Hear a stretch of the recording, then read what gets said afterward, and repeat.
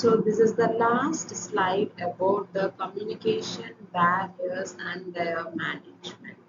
So let us talk about the characteristics of effective communication. So far I have discussed about the things, barriers and physical barriers and so on. Now we'll talk about the characteristics of effective communication, how we have to be effective in our communication. So effective communication requires the message to be clear and concise, accurate, relevant to the needs of the receiver, timely, meaningful, and applicable to the situation.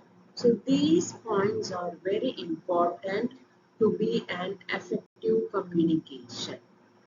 Then, like effective communication requires the sender to. So the sender also has a major role in the effective communication.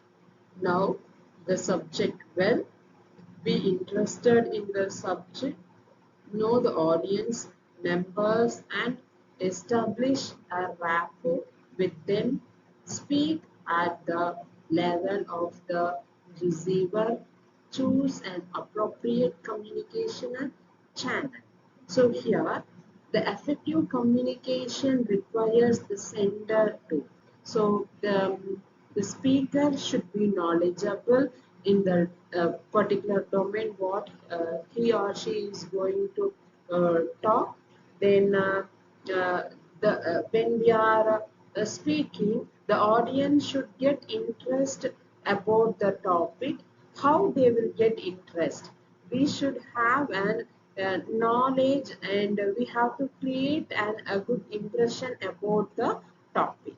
The next one, there should be a rapport between the two people. It is not like a one-way traffic. The speaker should speak and the audience should listen. It should not be like that. There should be an interaction between the audience and the speaker.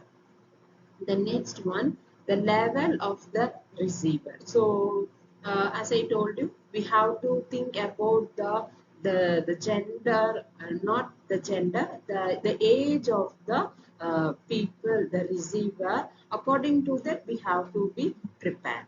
The next one, appropriate communicational channel.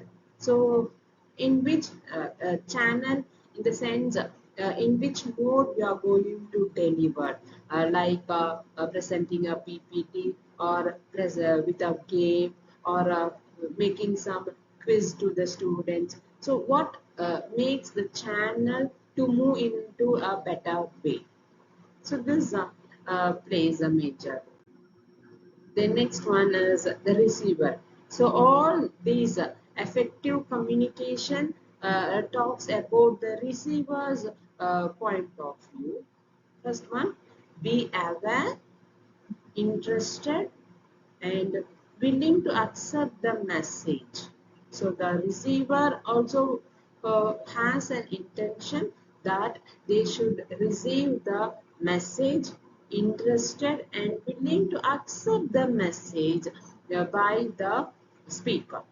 Then next one is listen attentively. So it should not like I know everything. Why should I listen? Is there any use of these things? So we should not have such the things in our mind. So understand the value of the message. So each and every day we are learning and we are getting an information. So that is a new message for the things what we are happening.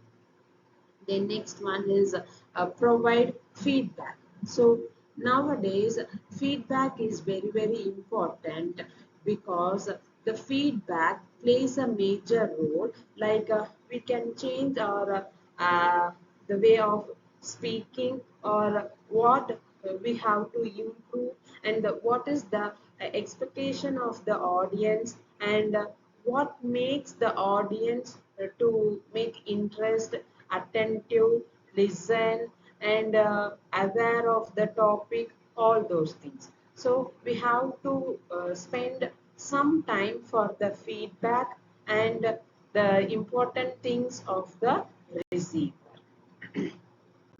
Then I would like to give you a few point in the last video, that is how to be a success in the new global and diverse workplace requires excellent communication skills.